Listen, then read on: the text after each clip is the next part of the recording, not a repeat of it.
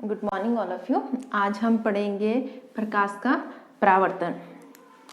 ये फिजिक्स का टॉपिक है। इससे पहले हम एक केमिस्ट्री और एक बायो का टॉपिक क्लियर कर चुके हैं। आज हम पढ़ेंगे फिजिक्स का टॉपिक जो है प्रकाश का परावर्तन। प्रकाश का परावर्तन से पहले हमें पता होना चाहिए प्रकाश क्या है। प्रकाश क्या है?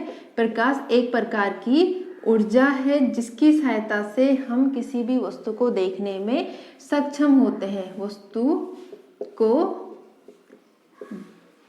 देखने में सक्षम होते हैं। प्रकाश क्या है? प्रकाश एक प्रकार की ऊर्जा है जिसके कारण हम किसी भी वस्तु को देख सकते हैं। अगर सोचिए, अगर जैसे रात में कमरे में अंधेरा होता है तो हमें कोई भी वस्तु दिखाई नहीं देती, कुछ भी हमें दिखाई नहीं देती है।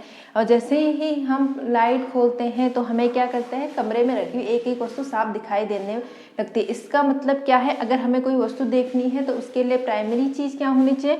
हमारे पास प्रकाश होना चाहिए, तभी जाके हम किसी भी चीज़ को देख सकते हैं। इसका मतलब प्रकाश क्या है? वह चीज़ है, वह सामग्री है, कुछ भी कह लो, वह ऊर्जा है जिसकी सहायता से हम किसी वस्तु को देख पाने में सक्षम होते हैं। प्रकाश के गुण की बात करें तो प्रकाश के अपने कुछ गुण होते हैं। जैसे प्रकाश क्या है? एक प्रकार की तरंग है। तरंग है। क्यों इसको तरंग कहा गया है? इसको तरंग ये इसलिए कहा गया है कि जैसे ही प्रकाश क्या होती है, प्रकाश की किरणें सीधे मार्ग में चलती हैं। अगर इनके रास्ते में कोई सूक्ष्म वस्तु रख दी जाए, इनके रास्ते में मानो कोई इस तरह कोई सूक्ष्म वस्तु रख दी जाए तो प्रकाश क्या होते हैं, इनके किनारों से क्या हो जाते हैं, मुड़ के अपने रास्ते को चेंज कर देते हैं। यानी कि जैसे प्रकाश की किरण चल रही है और यहाँ पे कोई वस्तु रख दी गई है, कोई छोटी सी वस्तु, तो प्रकाश क्या होती है, इसके किनारों से होकर क्या होती है, अपने रास्ते को इस तरह से बदल देती है। इसलिए प्रकाश को क्या कहा गया है कि प्रकाश क्या है? एक प्रकार की तरंग है। इसी प्रकाश का इसका दूसरा गुण है कि प्रकाश क्या है? एक किरण है। प्रकाश एक किरण है। अब प्रकाश को किरण कहने का क्या कारण है? प्रकाश को किरण इसलिए कहा जाता है कि प्रकाश एक सीधी रेखा में चलती है। कैसे पता चला कि प्रकाश एक सीधी रेखा में चलती है? प्रकाश को किरण इसलिए कहा गया है कि क्योंकि प्रकाश एक सीधी रेखा में चलती। कैसे पता चला है? जब प्रकाश के रास्ते में कोई अपारदर्शी वस्तु रख दी जाए, यहाँ पे माना हमने कोई अपारदर्शी वस्तु रख दी तो इसके पीछे हमें क्या दिखाई देती? उस वस्तु की परछाया दिखाई देती है, छाया दिखाई देती है, जिसके कारण हमें ये पता चलता है कि प्रकाश क्या थी, एक सीधी रेखा में चल रहा था और बीच में कोई अपारदर्शी वस्तु आ जाने के कारण क्या हो गया, प्रकाश उसके आर पार, उससे पार नहीं जा पाया, जिस वहीं पर रुक गया, जिसके कारण क्या, उसके पीछे का जो एरिया है जहाँ पे प्रकाश नहीं पहुँच पा रहा है वहाँ पे हमें उस वस्तु की परछाया दिखाई दे रही है। ये दो प्रकाश के मेन गुण थे। क्या? प्रकाश एक प्रकार की तरंग है या प्रकाश एक प्रकार का किरण है। लेकिन जैसे ही एक नया सिद्धांत आया जिसका कहते हैं क्वांटम सिद्धांत, जिसे कहते हैं प्रकाश का क्वांटम सिद्धांत, या इसको ये कहें आधुनिक क्वांटम सिद्धांत। तो इस सिद्धांत के अनुसार प्रकाश क्या है? प्रकाश ना तो क्या है, आपकी किरण है, ना ही प्रकाश किरण है और ना ही प्रकाश क्या है, तरंग है। जो प्रकाश का आधुनिक क्वांटम सिद्धांत है वो कहता है कि प्रकाश ना ही किरण है ना ही तरंग है। अब प्रकाश ना तो, ये तो पहले डिस्कवर हो गए थे, गुण पहले दे दिए गए थे कि प्रकाश क्या है, तरंग है, क्योंकि अगर उसके रास्ते में कोई सूक्ष्म वस्तु आती है तो वो क्या होते हैं, अपने रास्ते को चेंज कर देते हैं, वो अपनी डायरेक्शन को चेंज कर लेता है। दूसरा, अगर प्रकाश किरण है, क्यों? प्रकाश एक सीधी रेखा में चलती है, जब उसके रास्ते में कोई अपारदर्शी वस्तु आती है तो उसके पीछे हमें छाया देखने को मिलती है। इसके हिसाब से हमें पता चला कि प्रकाश क्या किरण है।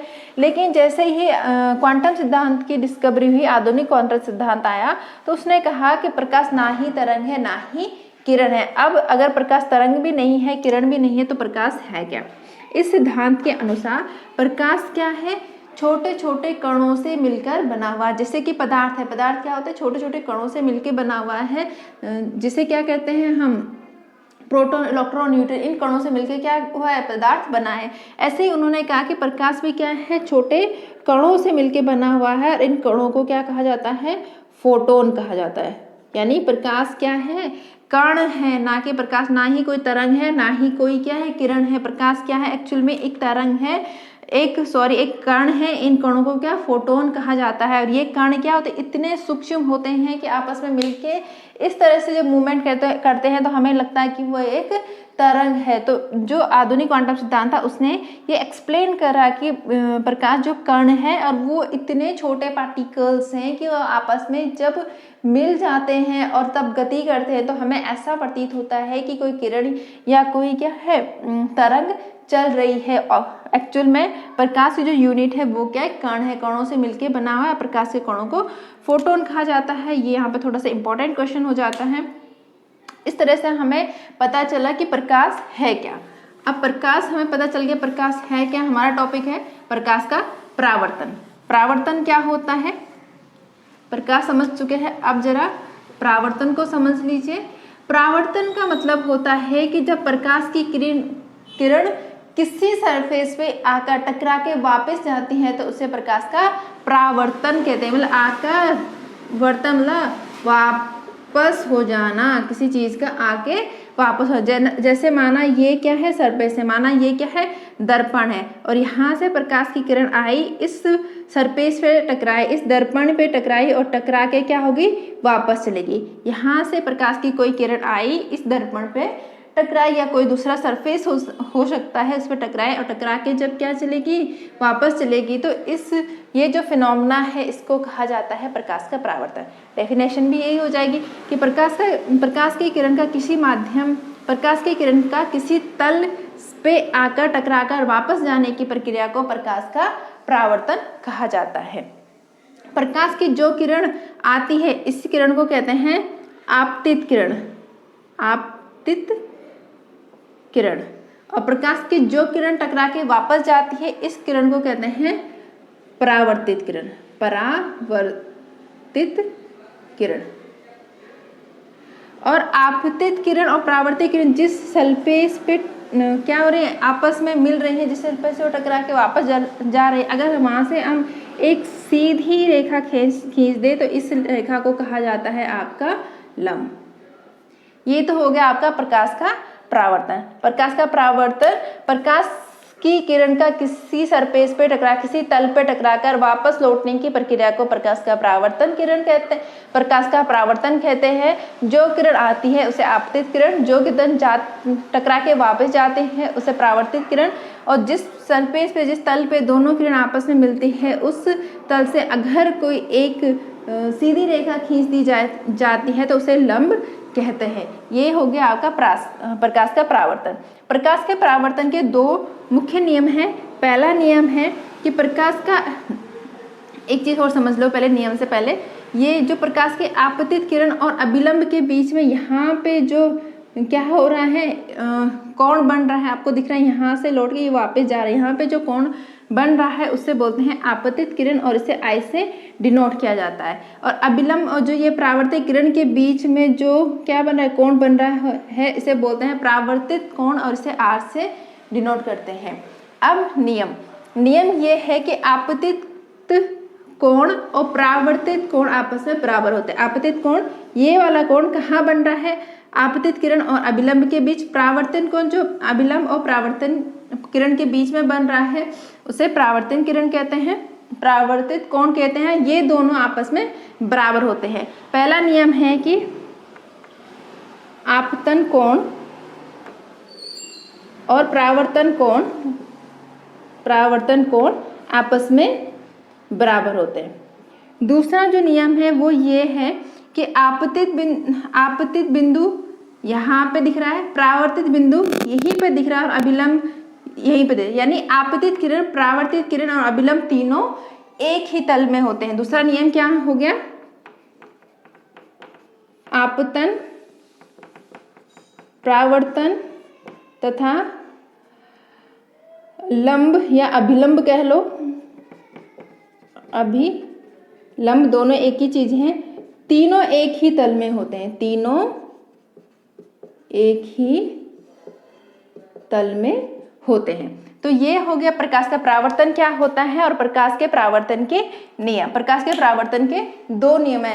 हमारे सिलेबस के अकॉर्डिंग प्रकाश का परावर्तन का जो हमें मेन यूज पढ़ना है वो हमें पढ़ना है दर्पण और लेंस में कि प्रकाश से किस प्रकार की इमेज बनती है, कहाँ पे क्या इमेज बनती है, लेंस में हमें कैसे यूज करते हैं, दर्पण में किस तरह से यूज करते हैं। तो ये तो आप प्रकाश और प्रकाश का परावर्तन समझ चुके हैं। अगली जो बात है, प्रकाश का जो परावर्तन है वो सभी प्रकार के दर्पण के लिए, सभी प्रकार के जो दर्पण होते हैं उनको लागू करते हैं। सभी प्रकार के दर्पण मतलब जो प्रकाश के परावर्तन का जो नियम है वो सभी दर्पणों पे लागू होता है। पहली बात तो ये सभी दर्पणों पे लागू होता है। सभी दर्पणों से मेरा मतलब है कि जो दर्पण होते हैं वो नॉर्मली दो प्रकार के, एक तो होता है आपका समतल दर्पण और दूसरे होते हैं आपके गोलीय दर्पण। दर्पण दो प्रकार के हो गए, समतल दर्पण और गोलीय दर्पण, और इन दोनों के लिए जो परावर्तन के हमने नियम पढ़े थे वो दोनों नियम लागू होंगे। समतल दर्पण का मतलब है जिसका परावर्तक पृष्ठ क्या होता है, समतल होता है। परावर्तक मतलब जहां से प्रकाश की किरण आ रही है लौट के वापस जा रही, प्रकाश की किरण आ रही लौट के वापस, अगर वो उसका जो वो सरफेस है वो कैसे है, समतल है, तो उसे हम कहेंगे समतल दर्पण। जैसे घरों में लगे हुए शीशे होते हैं, जिससे शीशे होते हैं जिन पे क्या होता है हम लोग अपनी शक्ल देखते हैं। गोलीय दर्पण मतलब जिसका क्या होता है, परावर्तक पृष्ठ क्या होता है, गोलीय होता है, गोल होता है। इस तरह का कोई पृष्ठ है जहां से प्रकाश क्या परावर्तित होकर वापस जाता है, अगर वो पृष्ठ क्या है, गोल है, तो उसे हम क्या करते हैं, गोलीय दर्पण कहते हैं। ये जो गोलीय दर्पण होते हैं ये मेनली दो टाइप के होते हैं, जिसे एक को हम कहते हैं अवतल दर्पण और दूसरे को हम कहते हैं उत्तल दर्पण। जो ये गोलीय दर्पण होते हैं मेनली दो टाइप के होते हैं, जिसको एक को हम कहते हैं अवतल दर्पण और दूसरे को हम कहते हैं उत्तल दर्पण। अवतल दर्पण को इंग्लिश में कॉनकेव मिरर कहा जाता है और इसको कहा जाता है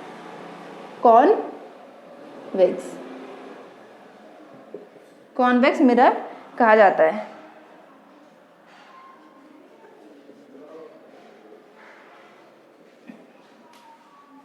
गोलीय दर्पण दो प्रकार के हो गए आपके, अवतल दर्पण और उत्तल दर्पण। कॉनकेव मिरर, कॉन्वेक्स मिरर, इसकी अगर आप रिफ्लेक्शन देखें तो कुछ इस तरह का होता है, यानी कि कॉनकेव अवतल दर्पण क्या होगा, जिसका जो रिफ्लेक्श एरिया होगा, जिससे प्रकाश की किरण परावर्तित हो रही होगी, अगर वो भाग क्या होगा, अवतलित होगा। अवतलित होने का मतलब क्या, जहाँ पे धंस जाता है मतलब वहां पे क्या हो जाएगा, गड्ढा हो जाएगा। तो जिसका अवतलित भाग क्या, जिसका परावर्तित भाग क्या होगा, अवतलित होगा, उसे बोलेंगे अवतल दर्पण, यानी केव जैसे होगा।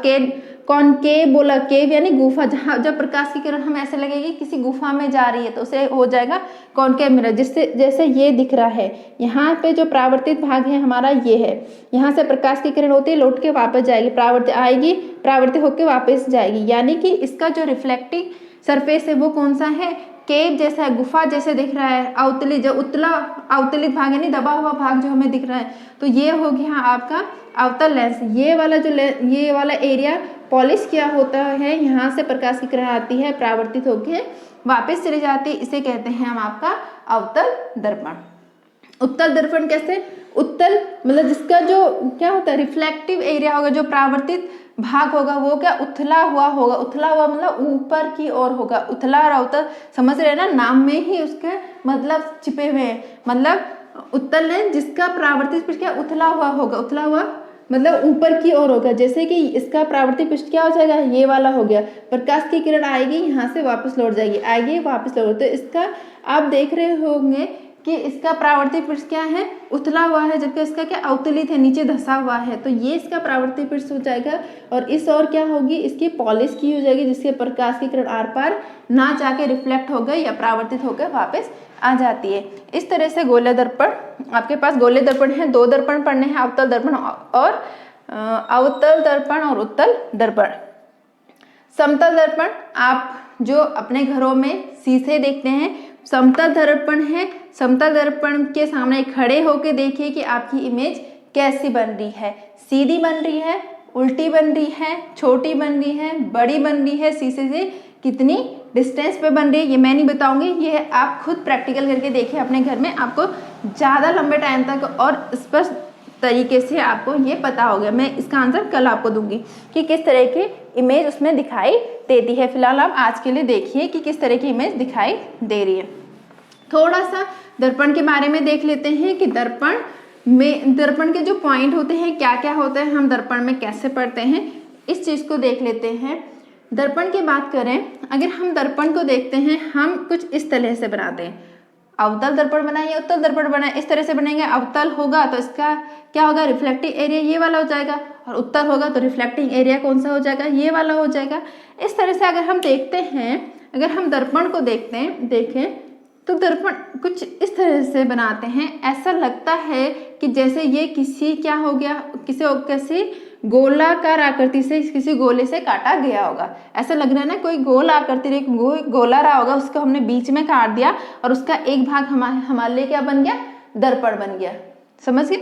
तो इस अगर हम देखें तो इस पूरे गोले का ये जो सेंटर केंद्र वाला भाग होता है, इससे जो कहा जाता है, इस भाग को कहा जाता है दर्पण का। इस दर्पण का सेंटर ऑफ कर्वेचर, जिसे इंग्लिश में कहते हैं आपका वक्रता केंद्र।